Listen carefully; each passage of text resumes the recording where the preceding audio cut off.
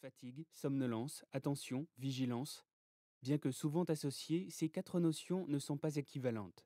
Il faut absolument savoir les distinguer pour repérer leurs signes et leurs effets, et ainsi pouvoir réagir et adopter le bon comportement. Quelles sont donc les différences entre la fatigue et la somnolence? Et comment ces deux notions sont-elles reliées à l'attention et à la vigilance? La fatigue est une sensation d'affaiblissement qui survient après un effort soutenu. Elle rend de plus en plus difficile la réalisation d'une tâche. La conduite sur une longue durée, par exemple, est une activité fatigante. On éprouve le besoin de récupérer, comme après avoir fait du sport. La fatigue se manifeste ainsi par une diminution de l'attention et de la faculté de concentration. Nous voyons donc que la fatigue est liée à la notion d'attention, qui est la capacité à traiter correctement les informations de son environnement. Lorsque nous sommes fatigués, notre attention diminue. La somnolence, quant à elle, est la difficulté à se maintenir éveillé. C'est une tendance irrésistible à l'assoupissement alors même que nous effectuons une tâche comme la conduite. La somnolence est donc associée à une baisse de la vigilance, car la vigilance définit l'état de veille du sujet. Nous sommes vigilants quand nous sommes éveillés. Être vigilant, c'est-à-dire être éveillé, est donc le contraire de la somnolence. Nous voyons donc comment les quatre notions sont reliées. La fatigue diminue l'attention du conducteur. La somnolence, elle, est la conséquence d'une baisse de vigilance.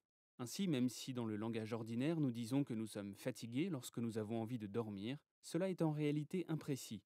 La fatigue et la somnolence requièrent en effet des actions différentes.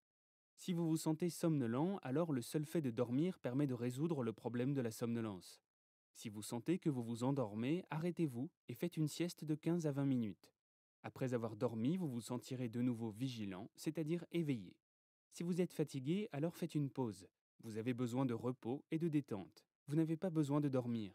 Sortez donc de votre voiture, marchez, étirez-vous et détendez-vous. Ces arrêts vous permettront de garder votre attention constante sur la route.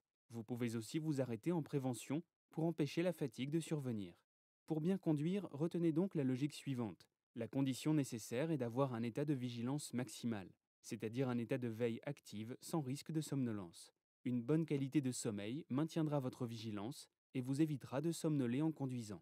Mais la vigilance n'est pas suffisante car il ne suffit pas de rester bien éveillé pour bien conduire. Vous pouvez en effet regarder la route, voir des indices, et pourtant, faute d'attention suffisante, ne pas prendre la bonne décision. Quand vous téléphonez par exemple, vous n'êtes plus assez attentif à l'environnement et vous risquez de ne pas vous arrêter à un passage piéton alors que des usagers attendent pour traverser. Seule l'attention permanente du conducteur permet donc une bonne analyse de la situation et des réponses de conduite adéquates. Mais l'attention et la concentration provoquent de la fatigue nerveuse et physique. La fatigue est donc la conséquence directe et normale d'une activité soutenue de conduite. Il convient simplement de faire des pauses régulièrement pour éviter que la fatigue ne s'installe. Dans les prochains cours, nous allons vous expliquer en détail les causes du manque d'attention et de la baisse de vigilance. Et nous vous apprendrons à détecter les signes de la fatigue et de la somnolence qui sont différents. Vous pourrez ainsi bien réagir au volant en adoptant le